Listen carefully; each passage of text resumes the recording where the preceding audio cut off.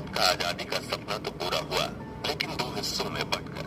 आजादी की खुशी में जहां एक तरफ करोड़ों भारतीय सड़कों पर उतर आए थे, वहीं दूसरी तरफ लाखों लोग अपना घर छोड़कर दूसरे देश में जाने को मजबूर हो गए थे। विभाजन की इस जलती आग ने सांप्रदायिक दंगे भड़का दिए। कल जिन्होंने हाथ थाम कर आजादी की लड़ाई लड़ी थी, वही लोग धर्म के नाम पर एक दूसरे के खून के प्यासे बन चुके थे। सियासी स्तर पर भी एक तरफ जहां जम्मू कश्मीर को हड़पने के लिए पाकिस्तान कश्मीर में घुसकर कत्लेआम कर रहा था, तो दूसरी ओर हैदराबाद के निजाम अलग मुल्क बनाने की जिद पर इस कदर अड़ गए थे कि वो पाकिस्तान से हाथ मिला बैठे थे। उनके अलावा जूनागढ़, भोपाल और जोधपुर जैसे प्रिंसिपली स्टेट्स में भी उथल पुथल मची हुई थी, जो अपने साथ देश की बाकी रियासतों को भी भारत में विलय न होने के लिए भड़का रही थी। दरअसल भारत के आखिर ब्रिटिश वायसराय लॉर्ड माउंटबेटन ने अखंड भारत को दो हिस्सों में तो बांटा ही था, साथ ही 565 रियासतों को ये चुनने का मौका भी दिया था कि वो या तो भारत के साथ जुड़ सकते हैं या पाकिस्तान के साथ, या फिर खुद को अलग राष्ट्र घोषित कर सकते हैं। यानी उस वक्त भारत के एक नहीं कई सौ टुकड़े हो चुके थे।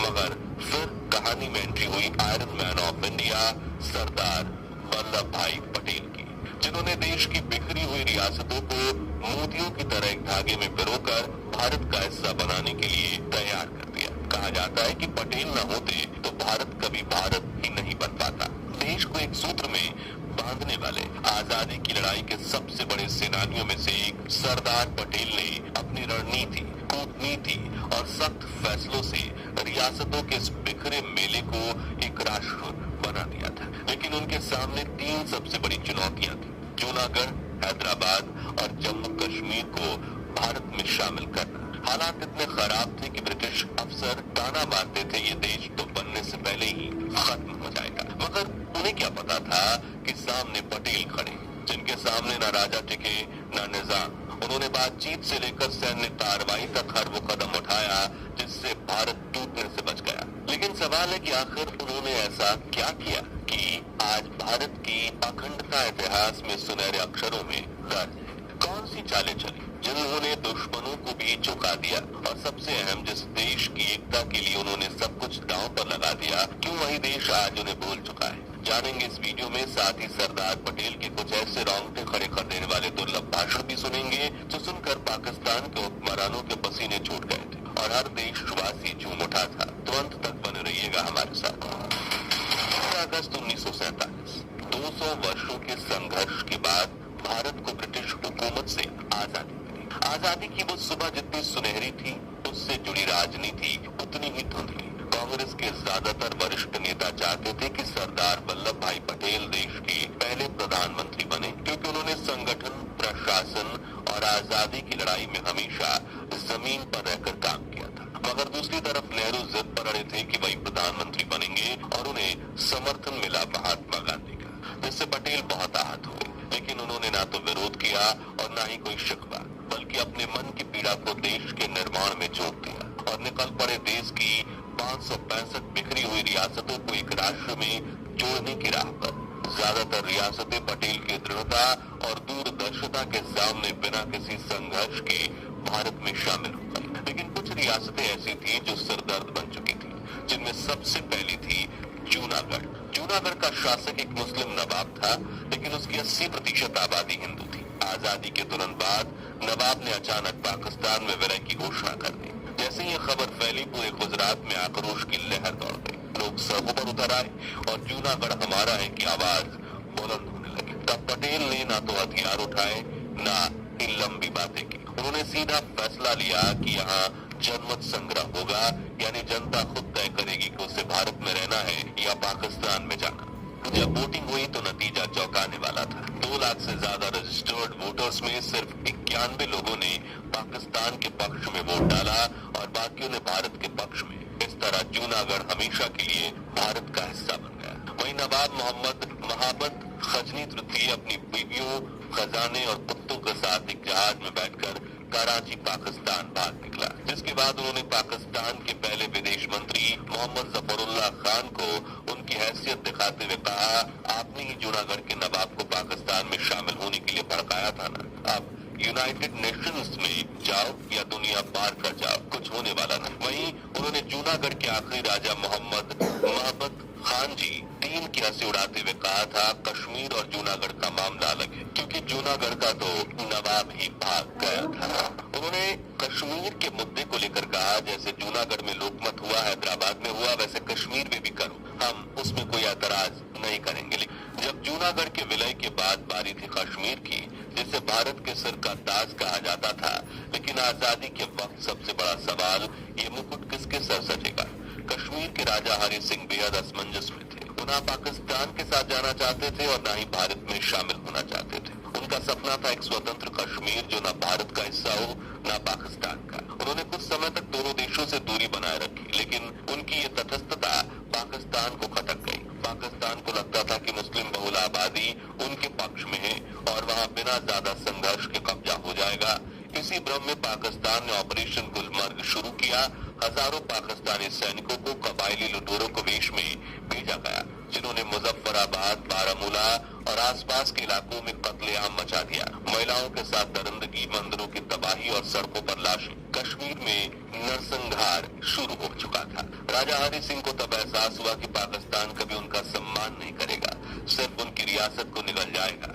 डर और पछतावे में उन्होंने तुरंत भारत सरकार से मदद मांगी, लेकिन सरदार पटेल ने साफ साफ कहा कि जब तक कश्मीर भारत का आधिकारिक रूप से हिस्सा नहीं होता, हम एक सैनिक भी नहीं भेजेंगे। फिर 26 अक्टूबर 1974 के दिन राजा हरि सिंह ने इंस्ट्रूमेंट ऑफ सक्सेशन पर दस्तखत कर दी और कश्मीर भारत का हिस्सा बन गया। अब मैदान में उतरे लौह पुरुष सरदार पटेल, जो जूनागढ़ और हैदराबाद को लेकर पाकिस्तान पर बहुत गुस्से में थे, और अब हमारे पास भारत के कश्मीरी भाई बहन पर जब पाकिस्तान सेना ने अत्याचार करना शुरू किया, तब उनके गुस्से का पारा चढ़ गया। उन्होंने कश्मीर में मिलिट्री ऑपरेशन लॉन्च कर दिया। सरदार पटेल ने भारतीय सेना को तुरंत श्रीनगर एयरलिफ्ट करवाया। उन्होंने ठीक वक्त पर पहुंचकर घुसपैठियों को पीछे धकेल दिया। आपको ये जानकर हैरानी होगी कि यहाँ अगर एक दिन भी देरी होती तो श्रीनगर एयरपोर्ट पाकिस्तान के कब्जे में होता और आज का नक्शा कुछ और होता। लेकिन कहानी यही नहीं रुकी। जब हमारी फौजें जीत रही थी, तभी प्रधानमंत्री नेहरू ने युद्ध रोकने का फैसला किया और मामला यूनाइटेड नेशंस में ले गए। सरदार पटेल इस फैसले से बेहद आहत थे। उन्होंने साफ कहा था, अगर ये मामला मेरे हाथ में होता तो ना विवाद खड़ा होता, ना पीओके जैसी स्थिति में। और सभी इतिहासकार यही मानते हैं कि सरदार पटेल अगर कश्मीर का मामला संभालते तो शायद आज पूरा कश्मीर भारत का अभिन्न अंग होता। यहाँ हमारा देश मुश्किल में था और ब्रिटिश हुकूमत से आजाद हुआ था, लेकिन फिर भी पाकिस्तान अपनी चालें चलना बंद नहीं कर रहा था। इसलिए पटेल ने मान लिया कि अब वो मुल्क हमारे भारत का हिस्सा बनने या दोस्त बनने तक के लायक नहीं है, और उन्होंने कूटनीतिक स्तर पर पाकिस्तान की बैंड बजाना शुरू कर दिया। एक बार उन्होंने मोहम्मद अली जिन्ना की टांग खींचते हुए कहा, लोग कहते हैं पाकिस्तान और भारत फिर एक हो जाएं। मैं कहता हूँ कि मेहरबानी करके ऐसी बात मत कर। पाकिस्तान जब स्वर्ग बन जाएगा, हमको उसकी हवा लगेगी, ठीक है। आगे उन्होंने कहा, हम पाकिस्तान का कोई बुरा नहीं चाहते, क्योंकि हमने वो तो आपको राजी खुशी दे दिया। लेकिन और दोस्तों, क्या आप जानते हैं कि सरदार पटेल पाकिस्तान को 55 करोड़ रुपए देने के बिल्कुल पक्ष में नहीं थे, लेकिन महात्मा गांधी ने जिद करके पाकिस्तान को ये पैसे दिलवाए थे। वरना आज भारत में आतंकवादी हमले करवाने वाला मुल्क तो उसी वक्त ढेर हो जाता, और इसका जिक्र खुद पटेल ने एक भाषण में किया। यदि 1200 करोड़ रुपया चाहिए और इतना हमारा चाहिए तो हम देने के लिए आपका हाथ हो न हो, ज्यादा हम देने के लिए भी तैयार है, लेकिन मैंने लिख के दिया यदि ये रुपये से थोड़ी जवानी हो मैं तो अभी इस तरह से रुपया नहीं देगा तो काश्मीर का फैसला हो जाए, रोज पैसा ले जाए। खैर, जूनागढ़ और कश्मीर की तरह ही पटेल जोधपुर रियासत को भी भारत में मिला चुके थे, लेकिन अब उनके सामने सबसे बड़ी चुनौती थी हैदराबाद। ये कोई मामूली रियासत नहीं थी। भारत के बीचों बीच बसी हुई, आकार में ब्रिटेन से बड़ी और इतना समृद्ध कि वहाँ का निजाम उस दौर में दुनिया के सबसे अमीर लोगों में गिना जाता था। लेकिन समस्या ये थी कि हैदराबाद का शासक मीर उस्मान अली खान खुद को भारत से अलग रखना चाहता था। उसने न सिर्फ पाकिस्तान से गुप्त समझौते किए, बल्कि स्वतंत्र हैदराबाद नाम से एक अलग मुल्क बनाने की जिद बना रहा। इतना ही नहीं, हैदराबाद में रजाकर नाम का एक उग्र इस्लामिक संगठन भी खड़ा हो चुका था, जिसकी मिलिशिया सड़कों पर खुलेआम हिंदुओं पर अत्याचार कर रही थी और निजाम की सरकार आंखें मूंदे बैठी थी। जब हालात बेकाबू हो गए तो सरदार पटेल ने बिना एक पल गवाए ऑपरेशन पोलो को आदेश दिया, जिसे इतिहास में पुलिस एक्शन के नाम से जाना जाता है। 13 सितंबर 1948 को भारतीय सेना ने हैदराबाद की सीमाओं में दाखिल कर 4 दिन तक जबरदस्त सैन्य कार्रवाई की। रजाकारों के ठिकानों को तोड़ा गया, निजाम की फौज को पस्त किया गया और आखिरकार 17 सितंबर 1948 के दिन निजाम ने सरेंडर कर दिया और हैदराबाद भारत का हिस्सा बन गया। बिना अंतर्राष्ट्रीय समर्थन के, बिना यूनाइटेड नेशंस के हस्तक्षेप के, सिर्फ सरदार पटेल की रणनीति, हिम्मत और क्विक एक्शन की बदौलत। पटेल जानते थे कि अगर भारत के दिल में एक अलग देश बस गया तो ये अखंड भारत हमेशा के लिए बिखर जाएगा। इसलिए उन्होंने देश को बचाने के लिए वो सब किया जो एक लौह पुरुष ही कर सकता है। मित्रों, भारत पाकिस्तान के बंटवारे के बाद 1948 में पटेल साहब ने कलकत्ता में एक भाषण दिया जिसमें उन्होंने पाकिस्तान का साथ देने वाले मुस्लिम्स को कुछ कड़े शब्द कहे थे और उनका ये बयान खूब विवादों का कारण।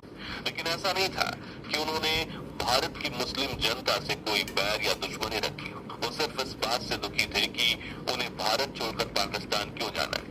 और 12 फरवरी 1949 के दिन उन्होंने अपनी एक ऐतिहासिक स्पीच में देश भर के हर धर्म के लोगों को मिलजुल कर रहने के लिए। सरदार पटेल भारत की आजादी का वो चैप्टर है जिनके बिना हम अखंड भारत की कल्पना तक नहीं कर सकते। लेकिन विडंबना ये है कि हमारा इतिहास उन्हें भूल चुका है। इसे लेकर पहले राष्ट्रपति राजेंद्र प्रसाद ने कहा था, आज भारत जो कुछ भी है उसमें सरदार पटेल का बहुत योगदान है। लेकिन इसके बावजूद हम उनकी उपेक्षा करते हैं, यानी उनके योगदान को इग्नोर करते हैं। वहीं पटेल की जीवनी लिखने वाले राजा मोहन गांधी भी कहते हैं कि आजाद भारत के शासन तंत्र को वैधता प्रदान करने में गांधी, नेहरू और पटेल की त्रिमूर्ति की बहुत बड़ी भूमिका रही है। लेकिन ये शासन तंत्र भारतीय इतिहास में गांधी और नेहरू के योगदान को तो स्वीकार करता है, लेकिन पटेल की तारीफ करने में कंजूसी कर जाता है। जिसका सबसे बड़ा उदाहरण ये है कि सुनील लिखनानी की मशहूर किताब द आइडियाज ऑफ इंडिया में नेहरू का जिक्र तो 65 बार आता है, जबकि पटेल का जिक्र सिर्फ 8 बार किया गया है। इस तरह रामचंद्र गुहा की पुस्तक इंडिया आफ्टर गांधी में पटेल के 48 बार जिक्र की तुलना में नेहरू का जिक्र 4 गुना अधिक 185 बार किया गया है।